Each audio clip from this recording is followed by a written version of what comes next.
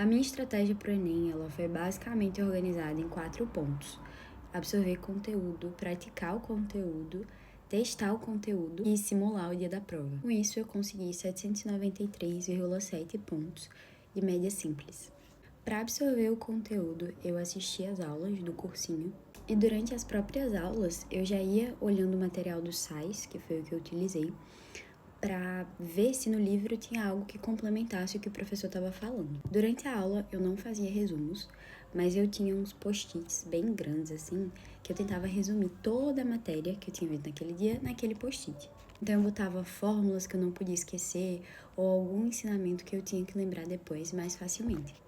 E também à medida que eu ia lendo o livro, o material, eu ia apontando e riscando o que era mais importante. No mesmo dia da aula, eu fazia umas 4 questões sobre o tema para assimilar melhor o que eu tinha aprendido. E eu tinha uma agendinha que eu organizava essas minhas questões. E na semana seguinte, no mesmo dia, eu fazia mais 6 questões sobre o assunto que eu tinha visto na aula passada. E depois de um mês, eu fazia mais 4 questões sobre aquele conteúdo. Essa foi a minha estratégia para não esquecer o que eu estava estudando, porque esse era um problema para mim, esquecer as coisas que eu aprendia nas aulas. Então aí foi como eu assimilava e como eu praticava.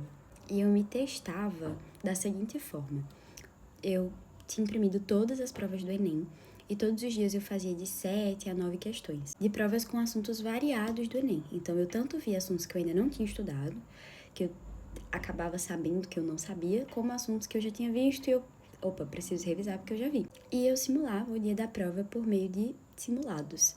Isso foi muito importante para definir minha estratégia, quais partes da prova eu ia fazer primeiro e quantas questões eu ia fazer antes de começar a passar para o gabarito, como eu ia organizar o meu tempo de prova mesmo. Isso foi fundamental.